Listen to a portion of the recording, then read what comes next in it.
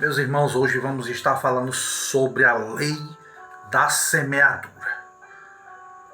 O obreiro, ele não apenas recebe, o obreiro também deve aprender a contribuir com a obra de Deus.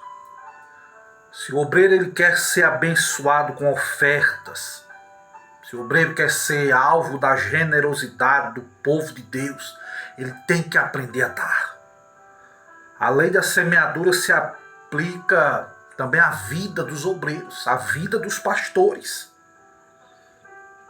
A verdade é que se contribuirmos, receberemos. A promessa de bênção àquele que oferta não é apenas para os membros da igreja, mas para os pastores, para todos os obreiros. No Antigo Testamento existiam os dízimos, mas também existia o dízimo dos dízimos. Hoje pouco se fala sobre isso, sobre o sumo sacerdote que dava o dízimo dos dízimos que recebia.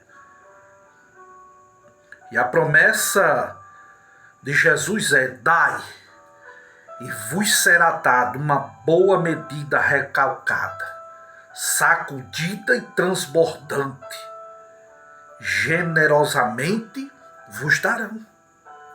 Muitos pastores só querem receber, mas também precisam aprender a contribuir, a ajudar o próximo. Paulo, ele trata da contribuição como semeadura. Aquele que semeia pouco, também pouco colherá. O que semeia com fartura, na fartura ele ceifará. Foi o que Paulo falou, segunda carta, capítulo 9, versículo 6 aos Coríntios. Como é a semeadura de um campo? A colheita, ela será feita na proporção da semente que for lançada na terra. Se você enterrar na cova 3 grãos de milho, vai nascer 3 pés de milho. E na hora da colheita, cada pé dará pelo menos 2 espigas cheias. Serão 6 espigas com cerca de 100 grãos cada. Semeou 3 grãos, colheu 600 grãos. Um certo homem falou com o engenheiro agrônomo que disse a ele que a agricultura moderna já desenvolveu espiga de milho com 400 grãos. O que evidencia que quanto vale uma boa semeadura. Essa é a matemática de Deus. A matemática dos homens é somatória ou geométrica. A matemática de Deus é incalculável. Para o homem, 2 mais 2 são 4. Deus de 3 faz 1.200, meu irmão. Paulo diz que sabe, que Deus sabe, se você atribui com tristeza ou com alegria, porque Deus, Ele ama aquele que dá com alegria. Deus pode fazer-nos abundar em toda a graça, a fim de que, tendo sempre em tudo ampla suficiência, superabundeis em toda boa obra, como está escrito. Distribuiu, deu aos pobres, a sua justiça permanece para sempre. A promessa é ampla, meu irmão. Se você contribui, Deus o prosperará. Ao que contribui, Deus promete aumentar a sementeira. Olha o que a Bíblia diz em 2 Coríntios 9:10. Ora, aquele que dá semente ao que semeia, Deus, e pão para alimento, também suprirá e aumentará a vossa sementeira. Olha a promessa. E multiplicará os frutos da vossa justiça, enriquecendo em tudo para toda generosidade. É a promessa de Deus. Além de ser o provedor da semente, como diz o texto, Deus promete aumentar a nossa sementeira. Toda semente, ela tem 2 aspectos. O primeiro é o grão que o agricultor guarda para plantar na safra seguinte. O grão fica guardado num depósito, dele não se tira para o sustento da casa. Todo agricultor faz isso. A semente precisa ser preservada para que o campo seja plantado novamente. E o segundo aspecto é a sementeira em si mesma. O lugar que se prepara a terra para fazer a semeadura. Depois de crescida, as plantas são enterradas no outro local. Age-se dessa forma com legumes. E os orientais costumam plantar o arroz e o trigo dessa forma. Eles têm uma sementeira e dali arrancam as plantas que são assentadas no campo. A promessa de Deus é que a sementeira seja aumentada para que você contribua com muito mais. Se você não contribui, como quer receber? Violando esse princípio bíblico. Paulo nos exorta a contribuir, pois segundo ele, se você não contribui, não receberá. Se não semear, não colherá. E a pior coisa na vida do agricultor era quando perdia a semente que guardava para a próxima safra, para a próxima plantação. E muitas vezes perdia-se as sementes, porque tinha que comer, ou por causa das pragas.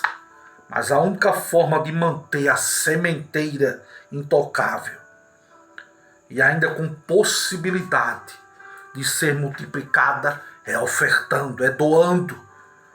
E os obreiros do Senhor devem aprender a ofertar, a contribuir mais do que qualquer tipo de crente.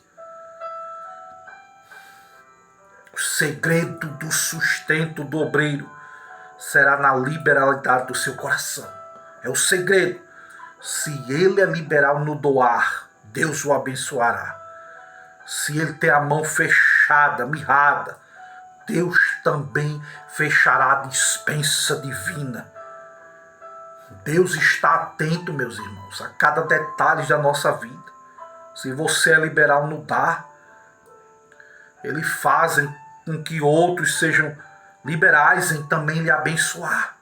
Mas se você não semeia, jamais colherá. Se semeia pouco, colhe pouco. E essa liberalidade de Deus não se refere apenas nas finanças, não, mas na saúde também, na qualidade dos seus esboços, na qualidade dos seus sermões. Como poderá alguém pregar sobre a fidelidade de Deus se ele mesmo não é fiel para com Deus? Como poderá pregar sobre finanças se ele não cumpre o mínimo requisito de ofertar?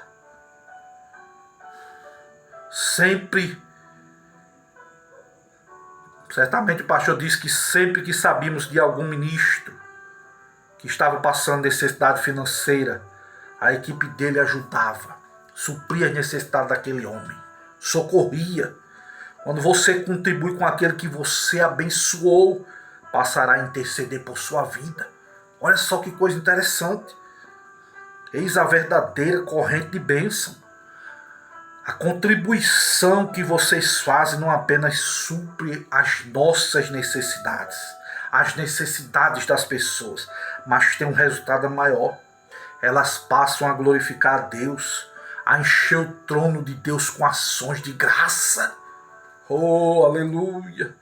As pessoas glorificam a Deus, agradece pela obediência daqueles que semeiam na obra, pela liberalidade das suas contribuições, pois vocês contribuem com todos. Esses irmãos oram constantemente a Deus a favor daqueles que são ajudados por eles, com grande amor, por causa da graça.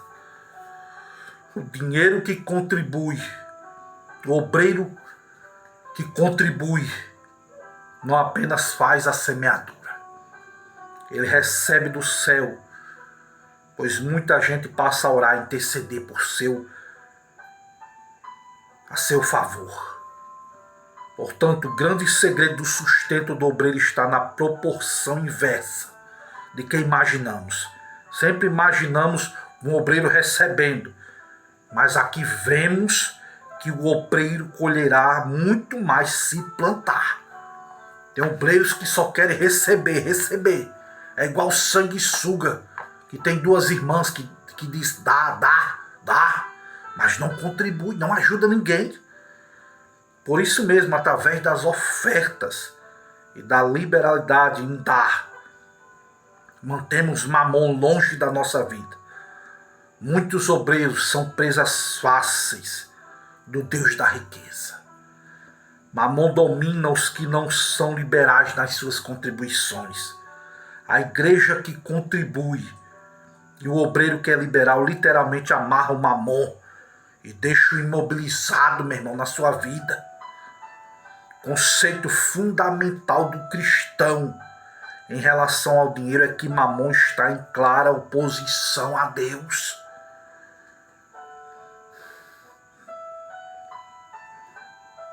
Qualquer obreiro que não ainda está livre do poder de Mamon não pode ajudar, não pode socorrer os irmãos e as irmãs que estão sob a sua influência.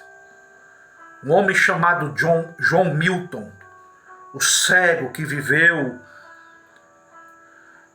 nos anos 1600 depois de Cristo, autor de O Paraíso Perdido, aborda de forma magistral a ocasião em que os príncipes satânicos despertam ao lado de Satanás no escuro, no profundo abismo, para onde foram lançados depois da rebelião dos céus. Cada um deles, de acordo com o seu talento e habilidade, propõe a Satanás uma forma de sair do abismo. E todos eles falam: o fero Belzebub, Moloque tingindo com sangue as suas vítimas, Camus obsceno, Baalim, Astarote, o último ornado de beleza feminina, Tamuz e Belial, este de todos o pior, pois é sutil e não precisa de tempo para ser adorado. E quando o conselho de príncipe satânico decide sair da escuridão, à procura de terra, levanta-se Mamon, cuja habilidade é a riqueza, cuja capacidade de explorar, de buscar o melhor ouro, depois do seu discurso, contempla Satanás com um grande palácio, com ouro, com riqueza sem fim. E Satanás, que caiu do abismo, vê-se imediatamente elevado à categoria de chefe supremo dos demônios. E Milton, em seu poema épico, dentre muitas coisas, diz: logo a compasso de um concerto insigne, de suave instrumental, de magas vozes, uma fábrica imensa sobre a terra em ar de exalação, eis aí vai surgindo. E fica em breve um templo majestoso rodeado de pilastras que sustentam vasta série de dóricas colunas. E aí ele segue, e o que nós aprendemos é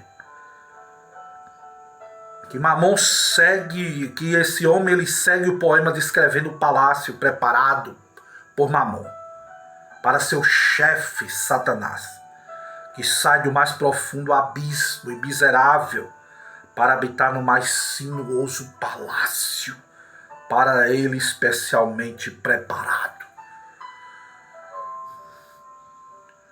E Mamon está na terra, junto com Satanás, intrometendo-se na pura obra de Deus. Muitas vezes se intrometendo entre os simples obreiros do Senhor, prometendo felicidade, riqueza, a possibilidade de sucesso e como consegue reproduzir-se não apenas nos obreiros, mas em toda a igreja nos dias atuais, infundindo-se nos obreiros o desejo da riqueza, que na igreja inculca o anelo de grandeza. Eis aí Mamon, nas catedrais o chefe, ocupando os lindos campanários, ocultando-os entre os ouro dos altares, insiduoso, rico, ganancioso. Mamon sabe como ofuscar a simplicidade do obreiro, do crente, cobrindo com vestiduras da fama, do orgulho, da riqueza, da soberba. É bom dizer aos jovens que o toque mágico desse demônio Mamon está por trás dos grandes empreendimentos feitos em nome da fé.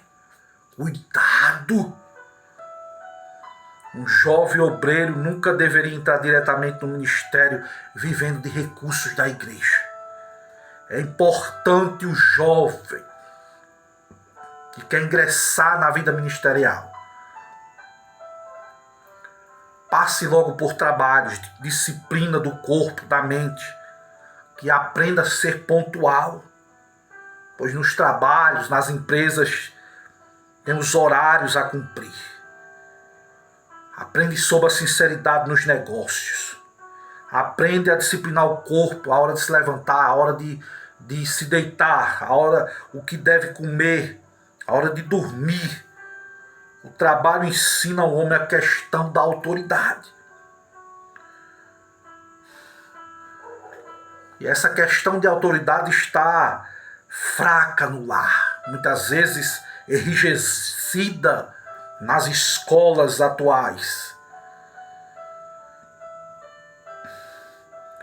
Deve-se esperar pelo menos que sejam entendidas o princípio da autoridade, a qual é bíblica e é cristã nas empresas. Através do trabalho aprendemos a valorizar a providência. Quando uma pessoa recebe, meu irmão, o salário no final do mês, ele faz cálculos, ele paga suas despesas, ele separa o dinheiro da passagem, das refeições, aprende a viver dentro dos limites financeiros do seu salário. Se aqueles irmãos aprendem a viver com o pouco que ganha, o obreiro também deve aprender a respeitar o pouco que os irmãos recebem. Que negócio é esse, meu irmão? Pastores ostentando do suor dos irmãos, não valorizam o trabalho do pedreiro, do servente, do mecânico, do vendedor de picolé, ostentando em grandes mansões, com grandes carros, com as ofertas dos irmãos que passam o dia ralando. Respeite os irmãos, a membresia da igreja.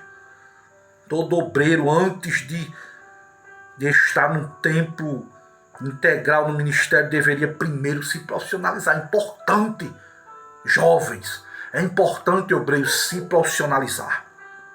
Uma profissão hoje é a porta de entrada em muitos países que precisam do evangelho e estão fechados para os missionários. Quantos obreiros não estão com drama?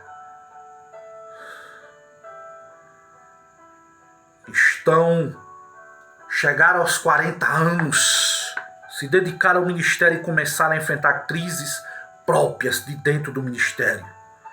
Crises de identidade, crise ministerial, crise de revelação.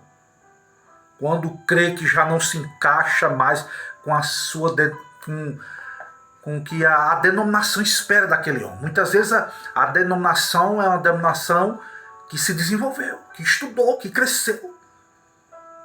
E aí muitas vezes o obreiro não cresce no conhecimento, na graça, não estuda, não ora. E aí se precisar sair da igreja, como se sustentará? Paulo fazia tendas, e olha que Paulo era um vaso escolhido para fazer a obra. Mas ele disse aos coríntios que se não precisasse, se eles não quisessem contribuir com Paulo, Paulo disse: eu vou fazer tenda, para não ser pesado a nenhum de vocês. Estudem, se formem, façam cursos profissionalizantes.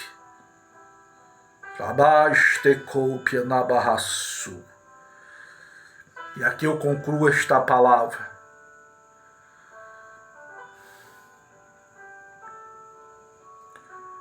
Um certo pastor disse que quando comprou o seu primeiro automóvel, 30% do dinheiro usado veio de artigos encomendados, cujos direitos autorais eram pagos. E ele precisava escrever sete artigos mensais, que eram por sua vez transformados em mensagens radiofônicas. E economizando-se esse dinheiro extra, ele comprou o seu primeiro automóvel. Não foi pesado à igreja, nem aos irmãos, e sentiu gratidão a Deus por isso. Nós devemos confiar em Deus, em primeiro lugar, e lembrar que Deus, que o chamou, paga bem, e paga sempre em dia. Confie nele e nada lhe faltará. Na velhice você vai dizer como Davi: fui moço e agora eu sou velho, mas jamais eu vi um justo desamparado, nem a sua descendência mendigar o pão. Salmo 37, versículo 25. Que Deus nos abençoe, em nome de Jesus. Ateu é um homem que não tem nenhum meio invisível de sustento, disse um certo homem. Os propósitos de Deus sempre contêm a sua provisão. Amém? Que Deus te abençoe.